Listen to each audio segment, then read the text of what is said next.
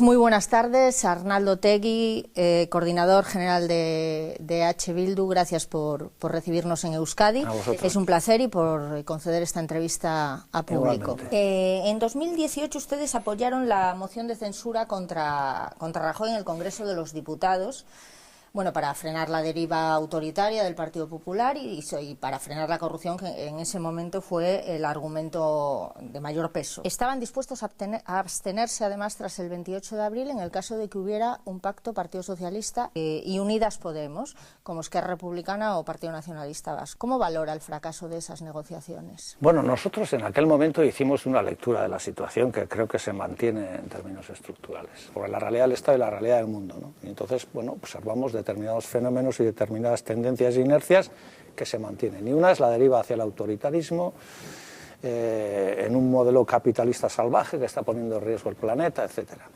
Y nosotros observamos que en el Estado español, por su propia historia y porque existe una derecha con poca cultura democrática, existía un riesgo, y el riesgo era que esa deriva autoritaria se manifestara en el Estado español con las consecuencias negativas para todos los pueblos del Estado español, para los trabajadores, etcétera, ¿no? Y hicimos este análisis y lo que dijimos fue, bueno, es posible que no podamos detener hasta el final o por muchos años la deriva, pero hay una oportunidad.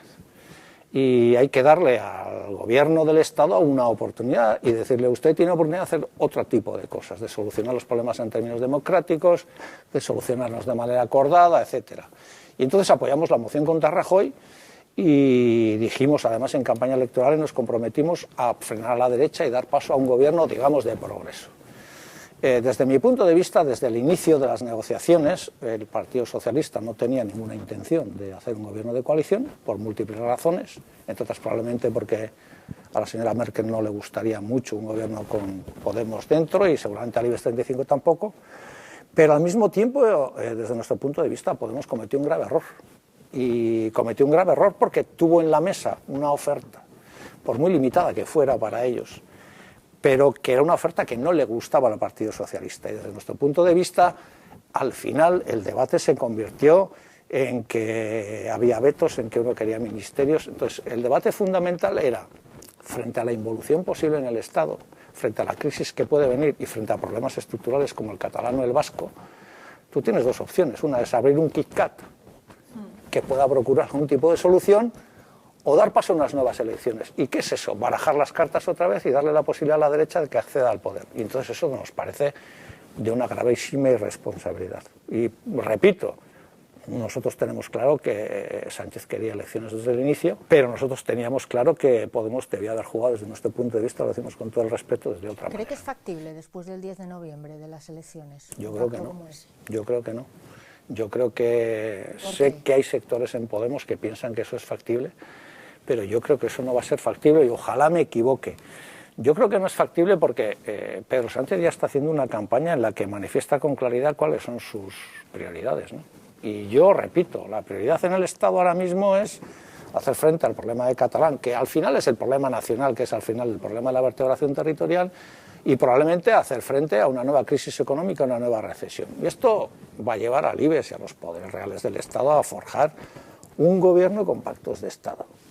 Y creo que en esa ecuación no entra un gobierno con Podemos. Más, Pedro Sánchez está diciendo permanentemente que no quiere un gobierno que dependa de los independentistas. Y entonces, claro, evidentemente es que no lo está ocultando. ¿Por qué? Porque un gobierno que depende de nosotros los independentistas no puede ser un gobierno que haga la contrarreforma antidemocrática que quieren hacer, ni que recorte libertad, sino todo lo contrario. Nosotros tenemos una agenda de democratización también del Estado y ellos yo creo que se van a apuntar a una agenda de desdemocratización todavía mayor del Estado, ¿no? Por eso yo no contemplo en la ecuación un gobierno de coalición entre Podemos y el PSOE, de ninguna de las maneras. Yo he hecho una apuesta, somos los vascos, apostamos mucho. Yo he hecho la apuesta de que al final es un gobierno en solitario del PSOE si ganan las elecciones con la abstención del PP. Y luego hay que gobernar y luego veremos lo que pasa. Usted fue uno de los máximos impulsores de la declaración independentista en Barcelona que se rubricó la semana pasada. ¿Qué cree que puede aportar al momento político actual? Pues en este clima, yo creo, y en este contexto histórico, yo creo que ahí lo que se plantea en definitiva es una agenda democratizadora, que es una agenda que desde nuestro punto de vista rompe con la herencia de una transición que no fue capaz de resolver problemas estructurales en el Estado español. Y lo que hacemos es recoger sobre una base de 5 puntos de reivindicación una agenda democratizadora para nuestras naciones y para el Estado. Y lo que hacemos es además hacer un esfuerzo de unidad en los que hemos sido capaces de ir desde el PDeCAT a la CUP a decir: si se quiere una agenda de democratización del Estado, hace falta abordar estos temas, que son la autodeterminación, la libertad de presos, las estrategias democráticas y políticas sociales avanzadas, y políticas económicas avanzadas. Y en ese sentido creo que la aportación que hacemos es desde el soberanismo para una agenda que hace frente a la involución y que al mismo tiempo plantea un modelo de superación de una herencia, desde nuestro punto de vista, sigue estando presente, que buena parte de los problemas estructurales del Estado vienen de una transición que Anguita definió como una transacción y que por lo tanto las fuentes originales de nuestros problemas están ahí. Y mientras esto no se aborde en estos términos, pues va a ser difícil hacerle superarlas, ¿no? El PNV dijo que no se sumaba porque no era el momento. Eso es lo que dicen ellos. Me gustaría saber qué cree usted del por qué no se han sumado. Yo creo que el PNV, que estaba y conocía la iniciativa desde hace mucho tiempo, hoy ha hecho unas declaraciones en las que ha dicho, por parte del diputado general de Guipúzcoa, que no está de acuerdo en los contenidos de esta declaración, cosa que a nosotros nos sorprende mucho. Yo estoy absolutamente convencido que las bases abertzales del PNV comparten absolutamente la declaración y a quienes suscribimos la declaración. Yo creo que la respuesta la dio el lehendakari Urkullu en el mismo momento en el que todas las fuerzas soberanistas del Estado firmábamos la declaración, cuando dijo que será excesivamente crítico con la calidad democrática del Estado español. Y a nosotros esto nos parece una figura muy simbólica. Nos parece que cuando todos los soberanistas del Estado estamos reclamando el derecho de autodeterminación, la libertad de los presos, etcétera, el lehendakari lo que reclama es un papel de defensa de la calidad democrática del Estado español, de tal modo y manera que me parece que el PNV sigue creyendo y queriendo ser una pieza fundamental de la estrategia del Estado y una pieza fundamental en el Estado, y por eso no está porque no es capaz de suscribir un documento que reclama el derecho de autodeterminación, porque cree que eso le lleva a un modelo de confrontación con el Estado que no quiere, no busca, y en el que cree que no tiene rentabilidad electoral y política, ¿no? Y por eso no está. Nosotros tenemos la puerta abierta, esperemos que un día esté. ¿Tiene que ver a lo mejor con la campaña electoral y la espera de a ver cómo se configura un gobierno en el caso de que se configure? Sí, yo creo que ellos, es seguro, lo más a largo plazo que mira el PNV son las siguientes elecciones. Es decir, que nosotros a veces tenemos el grave defecto de pensar un poco a largo plazo, pero estos siempre miran al interés en las próximas elecciones. Seguro que están esperando a ver qué es lo que ocurre, y seguro que están pensando que si son decisivos, pues pondrán eso que ellos llaman la agenda del país encima de la mesa, que consiste sobre todo en trenes de alta velocidad y estas cosas. Esta es la agenda del país, que nosotros decimos, no, esta será la agenda del PNV, pero la agenda del país no es. Entonces están probablemente esperando a eso, pero desde nuestro punto de vista se equivocan en una cosa, y es el modo de acción político del PNV durante 40 años, desde nuestro punto de vista, es un modelo que se va a agotar. Y se va a agotar porque si el Partido Socialista busca la compañía de la derecha y si se imponen los pactos de Estado, la pregunta que nosotros nos hacemos es ¿cuál va a ser el precio que el PP va a poner al PSOE por la abstención? Y nosotros creemos que en ese precio va a haber al menos estos ingredientes: Navarra, mano dura con Cataluña y con los independentistas, y probablemente una reforma de la ley electoral que haga que los gobiernos de España no dependan de las fuerzas, digamos, nacionalistas o soberanistas. Y por lo tanto, si eso se produce, pues evidentemente la estrategia de un PNV que ha buscado siempre el acomodo en el Estado y condicionar gobiernos para, a cambio, reclamar partes de la agenda del país, que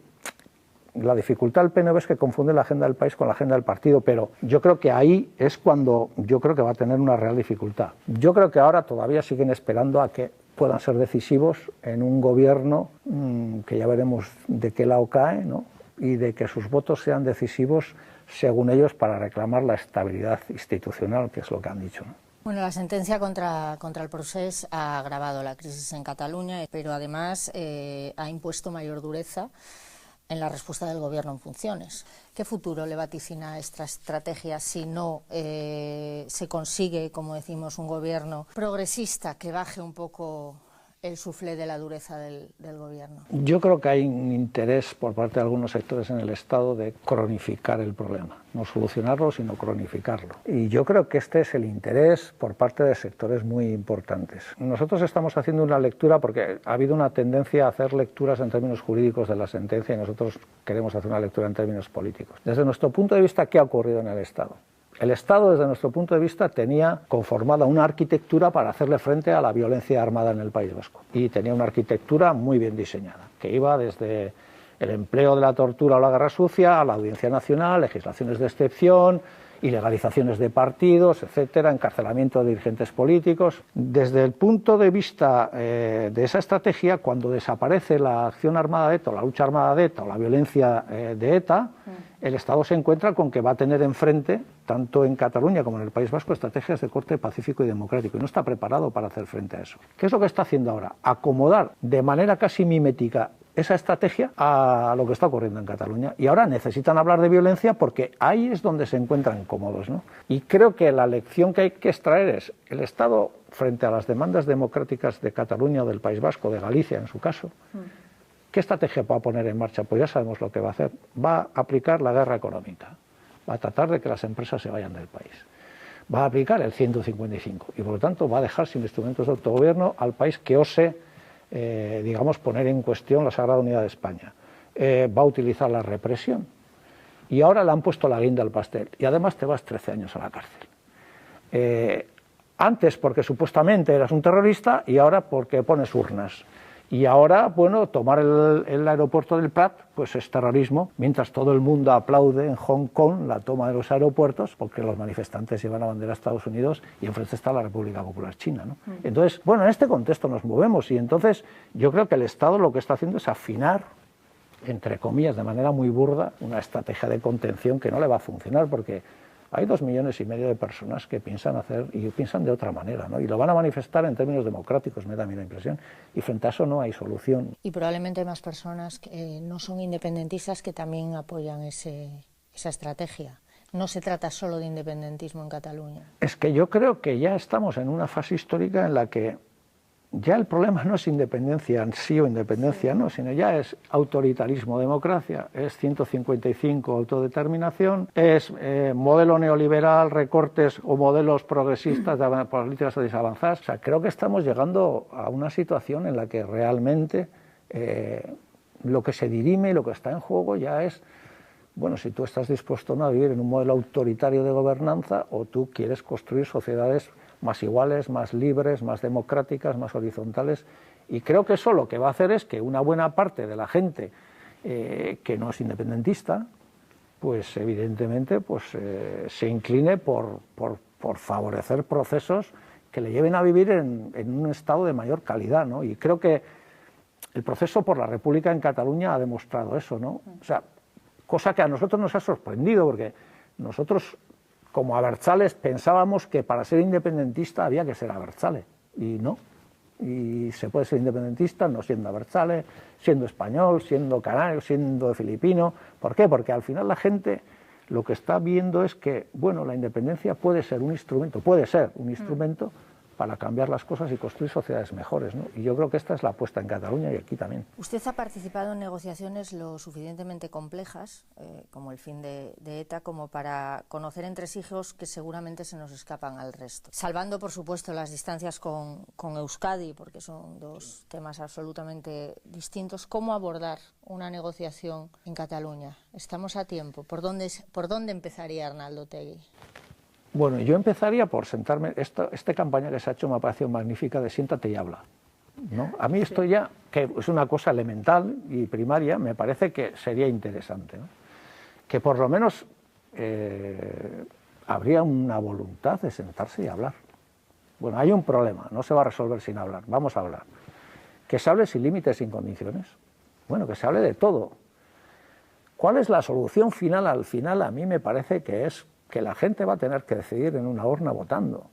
Y entonces me parece que obstinarse en lo contrario es ir en contra del viento de la historia. Yo y nosotros y nosotras solemos decir a veces que al final el derecho a la autodeterminación es el derecho al divorcio de los pueblos. Y cuando oímos decir una cosa esta como, no, tenemos que decidirlo todos, no, mire usted, en el divorcio no se decide entre todos, hay una parte que decide irse. Entonces, ¿cuál es el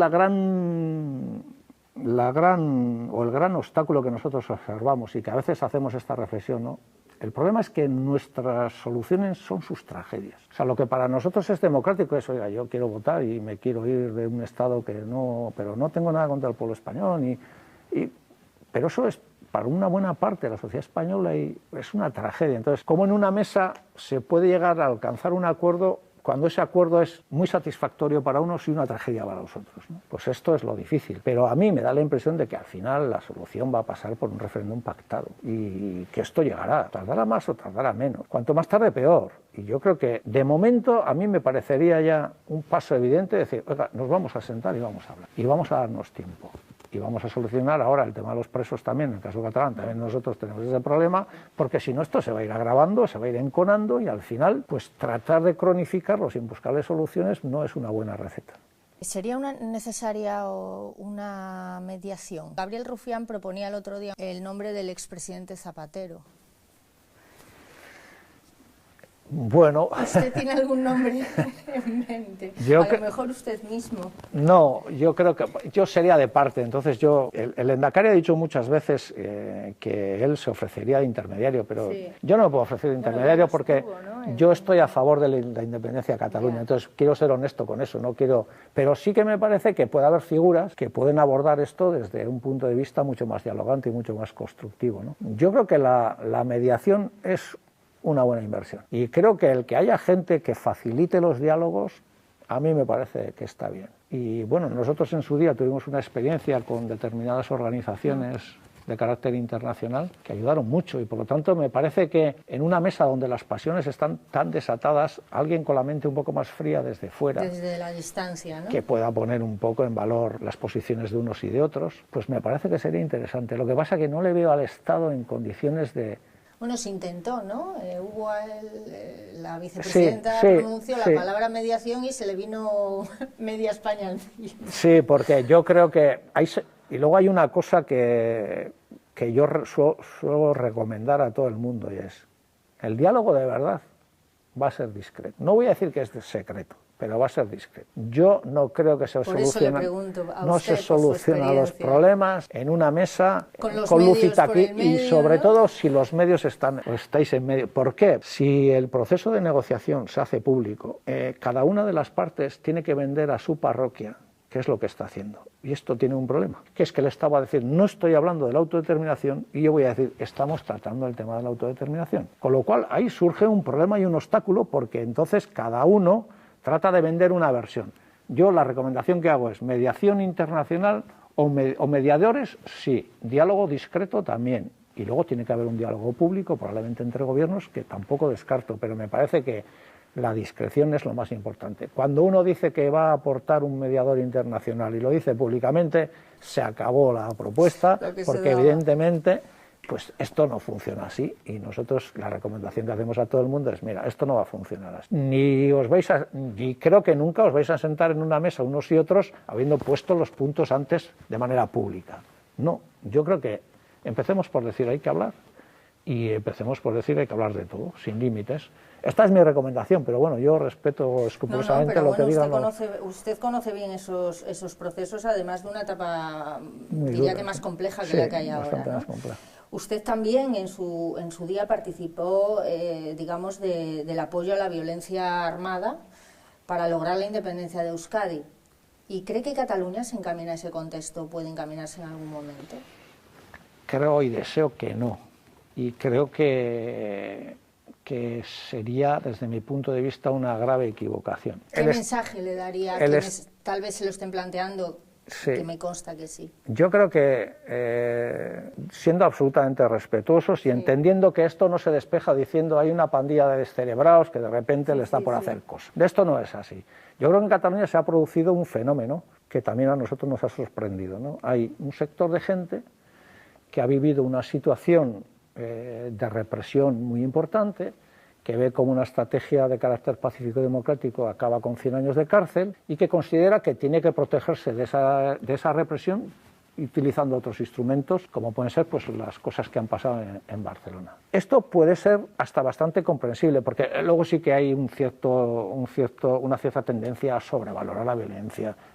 Cuando han hablado de Beirut y dices, oye, mira, por favor, sí. O sea, en los banlieues de París han pasado muchos más incidentes, en Estrasburgo se quemaban cientos de coches los fines de semana. Vamos a ver, no estamos hablando de una violencia como parecía, estamos en Beirut, no estamos muy lejos de Beirut, pero sí me ha sorprendido también observar que hay sectores del catalanismo más o menos moderado o más o menos civilizado que han mostrado como bueno, una cierta lógica a estos hechos, ¿no? Y esto es un novedoso, esto sí que me parece novedoso.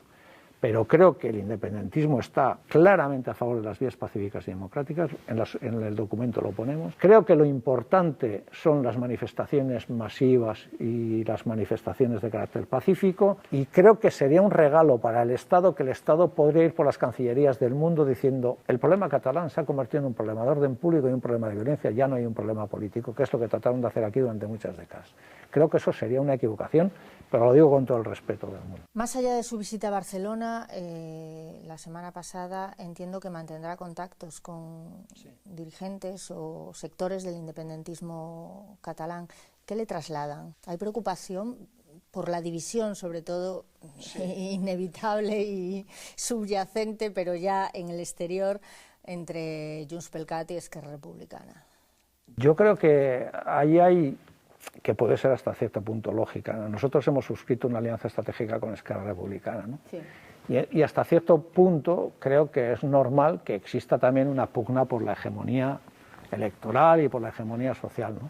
Desde nuestro punto de vista, nosotros que mantenemos relaciones con todos los sectores, ¿sí? Desde la CUP hasta Puigdemont, hasta los exiliados, hasta PDeCAT, Junts pel Cat, Esquerra Republicana, como no, siempre les hacemos la misma recomendación y siempre lo hacemos desde el máximo respeto. Nosotros siempre hemos pensado que cada pueblo tiene que elegir su camino y que si nos piden opinión la damos, pero con todo el respeto del mundo.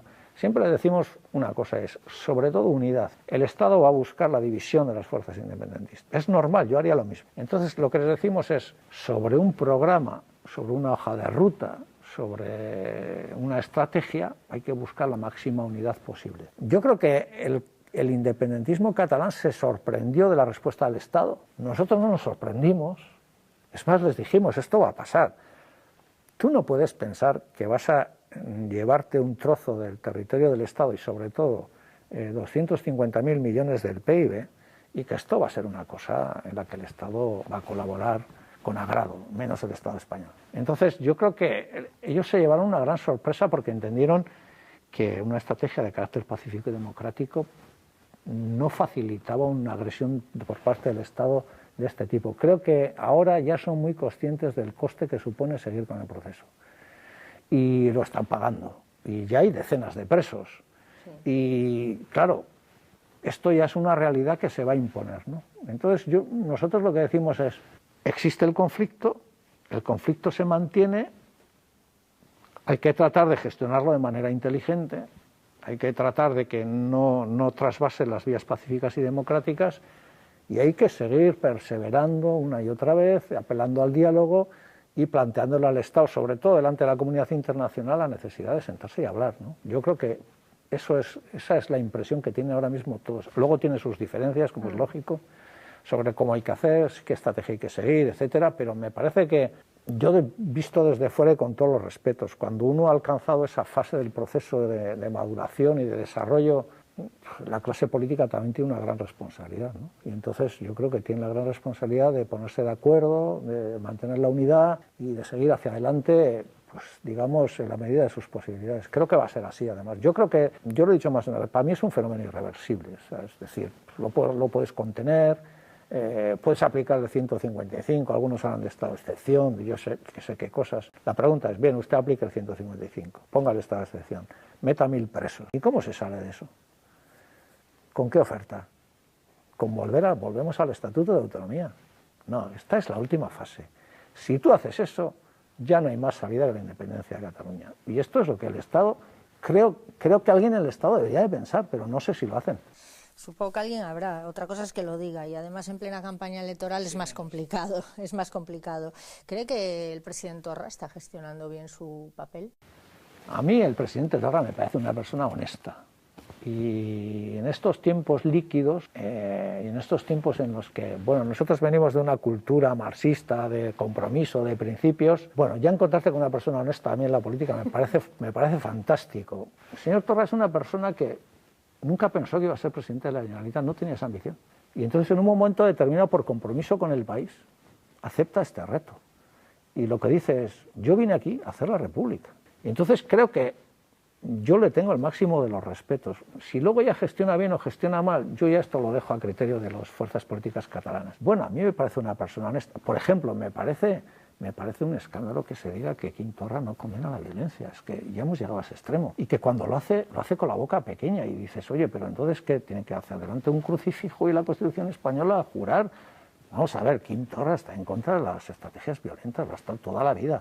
El catalanismo independentista nunca ha estado en esas vías, salvo la excepción de Terra Lliure en un determinado episodio histórico, pero que ha sido absolutamente minoritario en términos sociológicos. Por tanto, yo es una persona a la que respeto, yo tengo relación con él, y él yo creo que es una persona honesta que ha venido a hacer lo que él cree que tiene que hacer, independientemente de que después la política pues es muy cruel y probablemente haya desavenencias y todas estas cosas, pero yo una persona honesta ya de entrada, independientemente de su ideología, ya me parece un soplo de aire fresco en la política del mundo. A lo mejor las costuras de la institucionalidad son muy estrechas, constriñen. Este es el problema de la izquierda. Y que Torra no se ajusta a lo mejor, al menos esa es la sensación que da, que es un activista, al uso, es un activista. Bueno, él lo dice, es un activista, en eso no estamos descubriendo nada nuevo. Y entonces es un activista que en un momento histórico le ha tocado una responsabilidad histórica que él nunca buscó. En un momento... Que él nunca buscó. Y entonces, bueno, él dio el paso porque entendía que era el paso que le exigía el país. Se dice, ¿cómo puede estar un presidente de la Generalitat cortando carreteras? Pues mire usted, pues puede estar porque es un activista y Martin Luther King pues cortaba carreteras y Nelson Mandela, que fue presidente de Sudáfrica, estuvo 25 años en la cárcel. Y esto que se ve como esta especie de constreñimiento muy burgués, de decir, no, hombre, el presidente de la Generalitat tiene que llevar corbata, tiene que ser un señor serio, tiene que ser... No, el presidente Pepe Mújica no es así y nos parece un referente mundial. Absolutamente. Absolutamente. Estamos de acuerdo. Y yo que he tenido ocasión y el inmenso honor de estar con él en la Chacrita, pues me parece un referente en el mundo. ¿Y por qué? Pues porque es una persona honrada, que da ejemplo. Y a mí me parece que en la izquierda lo importante, Anguita diría el programa, yo digo también, pero sobre todo el ejemplo. Y Anguita también es ejemplo de muchas cosas. Ha arrasado Mújica en el Senado, además. Sí. Hablemos de Arnaldo Otegi. Ayer asistimos a la anulación de la condena de Atutxa, Kenner y Bilbao, después de 11 años de que el Supremo les condenara. En 2008 anula esa misma condena por, siguiendo las directrices del Tribunal Superior del Tribunal de Estrasburgo. ¿Usted ha presentado algún recurso contra su inhabilitación para ser candidato? Nosotros tenemos presentados 2 recursos. Primero tengo que decir una cosa que creo que en el Estado conoce poca gente. Yo creo que soy el único ciudadano europeo al que el Tribunal de Estrasburgo ha dado la razón 2 veces. Yo no sé si habrá otro, pero me parece un poco raro que pueda haberlo. Nosotros sí, esto casi es un récord. Yo quiero decir que esto no es muy habitual porque no da la razón muchas veces. Entonces, nosotros tenemos 2 recursos presentados, uno en el Tribunal Constitucional y otro en el Tribunal Supremo pidiendo exactamente la anulación de la condena, que ya lleva meses de trámite, pero que todavía no han resuelto. Teniendo en cuenta que lo de Atutxa ha tardado 2 años, pues no sé cuánto tardará la nuestra, ¿no? Pero nosotros sí tenemos puesto el recurso, entre otras cosas, porque el Tribunal de Estrasburgo nos ha dado la razón y, por lo tanto, creemos que hay que plantear un recurso de revisión de la condena, que está, como digo, en el Supremo, pero luego por otra vía también lo tenemos en el Constitucional. ¿Y si los tribunales lo permiten, será candidato al Lehendakari? Pues no sé, esa es otra cosa que también sorprende mucho a la gente. Y antes he hablado de Torra y de Pepe en Mújica, ¿no? Claro.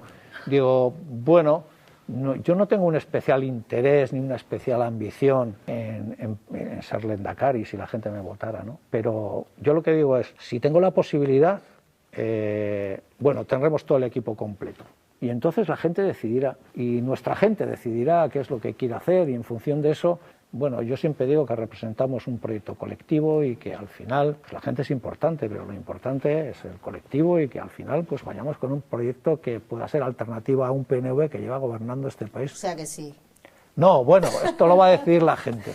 No lo tengo claro, de verdad. No lo tengo claro porque me parece que hay que someter esa decisión a muchas variables, ¿no? Y entonces, bueno, hay que pensar a ver si es lo mejor, si no es lo mejor, contrastarlo con la gente, contrastarlo con compañeros y compañeras, ver cuál es el ambiente. Ahora sé que en la política los llamados líderes de los partidos consultan poco con la gente. Yo hago lo contrario.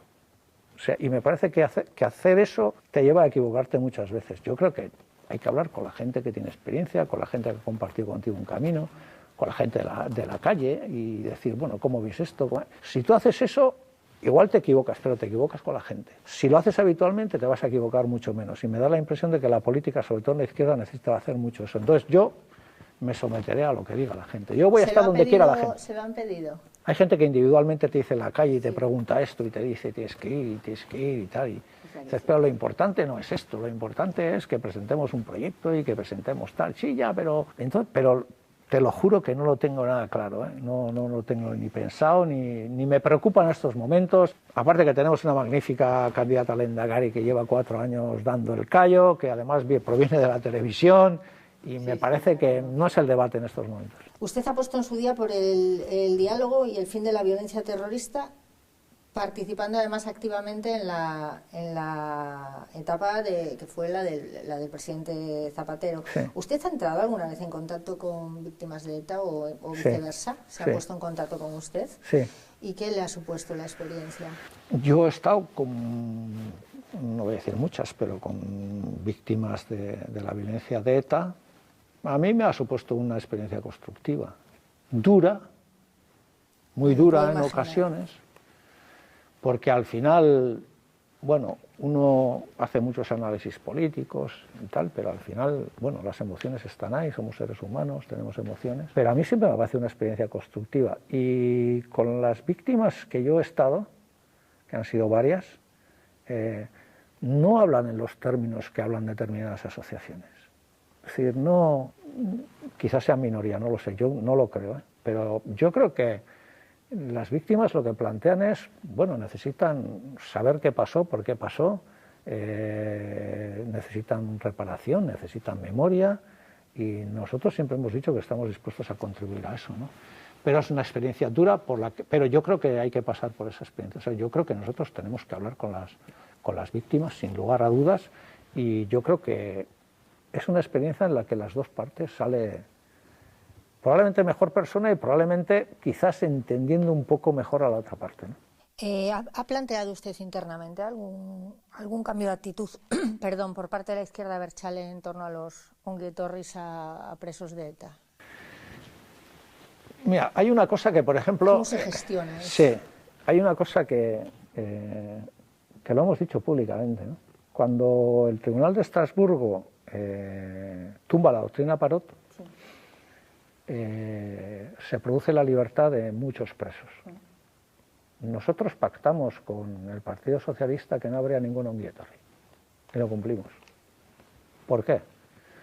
Porque dijimos, bueno, esto va a causar mucho revuelo, mucha tensión emocional, y no estamos... Para nosotros lo importante es que salgan de la cárcel, y lo importante es que lo reciban sus familias y que hagan su vida y que estén en su país. Y no vamos a añadir, digamos, a través de los ongietorris ningún tipo de escenario que pueda generar dolor, y lo cumplimos. ¿Qué quiere decir esto? Esto quiere decir que la izquierda abertzale está dispuesta a hablar de todo esto. Lo que decimos es, nosotros hemos sacado la lucha armada de la ecuación política, hemos desarmado una organización, se ha disuelto, hemos reconocido el dolor causado, estamos diciendo que estamos dispuestos a hablar de todo, con todo el mundo, de todo, y estamos diciendo que hay que sacar a los presos a la calle y que estamos dispuestos a hablar de todo. ¿Qué es lo que observamos? Lo que observamos es que por el otro lado hay una tendencia a buscar en este espacio una especie de desgaste político de las posiciones de la izquierda abertzale.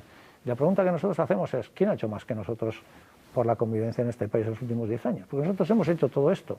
La pregunta que hacemos es, ¿el resto qué han hecho? Cuando ETA existía todavía, por ejemplo, se decía, la dispersión se acabará al día siguiente de que ETA desaparezca. Bueno, pues estamos esperando. Y todavía no ha desaparecido. Entonces, lo que decimos es, vamos a ir a este espacio en términos constructivos. Si vamos en términos constructivos, se puede hacer un camino. Lo que no se puede es decir, este es el único relato, esto es lo que tenéis que hacer, esto es lo que tenéis que pensar, porque esto no va a funcionar. Entonces, para terminar, digo, yo me reúno o me he reunido en ocasiones con los familiares de presos, que también sufren. Y a los que estos debates les hacen daño, porque dicen, yo cuando recibo a mi familiar, y me alegro, porque ha salido, como se alegran cientos de convecinos, no estoy buscando la humillación de nadie, ni yo quiero que mi felicidad sea su dolor, pero lo que no estoy dispuesto es a que me obliguen incluso a que no pueda hacer esto, porque la gente te pregunta, ¿qué más? ¿Qué más tenemos que hacer? Y si todo este colectivo, incluidos los presos, dicho de otra manera, si estaríamos en una dinámica de buscar una solución integral, pues se podría hablar de todo, no habría problemas. Los presos que salen en permiso no hacen onguietorris. ¿Por qué? Porque entendemos que esto podría dificultar nuevos permisos o que otra gente pudiera salir. Entonces, no estamos en una dinámica cerrada, lo que decimos es, no pueden ustedes estar todo el día pidiendo a los mismos que hagan sacrificios, porque luego yo tengo que ir a donde los familiares de los presos y me dicen, oye, yo sigo haciendo una maletita con un niño de 5 años y me tengo que desplazar 1000 kilómetros a ver a mi marido, a mi compañero, a mi hermano, y entonces la sensación que ellos tienen es de que se les exige permanentemente a los mismos, ¿no? Pero desde mi punto de vista yo creo que esto se puede abordar de manera constructiva sin ningún género de duda. ¿Hay algún tipo de interlocución con el gobierno ahora en funciones por el tema de los presos? ¿La ha habido en este menos de un año que han estado? No la ha habido porque en definitiva yo creo que el nivel de inestabilidad ha sido absoluto, ¿no? Claro. Pero para nosotros la posibilidad de ese gobierno progresista era una oportunidad también para abordar este tema. Y desgraciadamente pues esa posibilidad se ha frustrado, ¿no? La pregunta que nosotros hacemos en este país en ocasiones al PNV o al Partido Socialista es, oye, nosotros hemos hecho todo esto por la convivencia, ¿vale? Bien, no pedimos medallas ni que nos hagáis, no queremos nada, es nuestra contribución. ¿Cuál es la vuestra?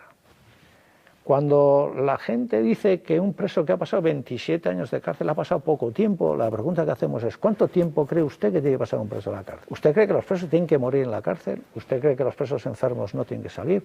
Ayer murió un preso enfermo y probablemente tendremos más casos. Entonces, ¿cuánto tiempo creéis que es razonable que nuestros niños, nuestros familiares hagan una bolsa y se vayan? ¿5 años? ¿10 años? ¿20 años?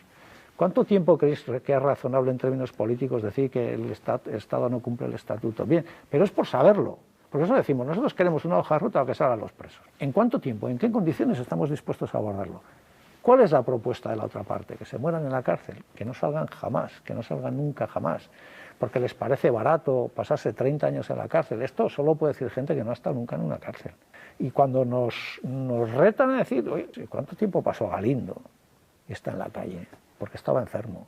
Entonces decimos, y no queremos que Galindo vuelva a la cárcel, ni que Zaplana esté en la cárcel. Yo defendí la libertad de Zaplana porque estaba enfermo y creo que los demás tienen que salir de la cárcel, sean del PP o sean de ETA. Y entonces lo que decimos es, vamos a tratar de abordar esto en términos constructivos. Sin embargo, han alejado a más de 500 kilómetros, ayer lo anunciaron por sorpresa, de Emparancha y Zulueta. ¿A qué se debió esto? ¿Le han dicho algo? ¿Se lo esperaban? No, ¿Fue repentino? No nos lo esperábamos. Como dicen los familiares, que es lo que han dicho. Sí, porque además no tiene mucho sentido, porque salen dentro de 4 meses a la calle, ¿no? Por eso. Entonces, ¿qué sentido tiene? Pues el único sentido que tiene es una especie de venganza con determinada gente, pero sí, que no se venganza, pero que no se vengan en ellos. Tampoco, instituciones penitenciarias tampoco ha dado explicaciones. Es que no tiene mucha explicación, por eso no sé porque si usted sabía algo. Se presentan en la cárcel, ingresan en prisión, tienen la salida prevista creo que en marzo o abril, ¿y qué sentido tiene llevarle a uno a Extremera, que yo conozco bien, y pues solo tiene un sentido, que es, qué sé yo, en el contexto electoral el PSOE tiene que demostrar que es más duro que nadie con los presos, pero cuando uno hace política así y cuando uno engorda electoralmente con estas cosas, después no tienes margen de maniobra. Yo muchas veces he tenido ocasión de decirle a agentes del Partido Socialista, incluso de Podemos, y el problema en España es que cuando gana la derecha se hacen políticas de derecha y cuando gana la supuesta izquierda también,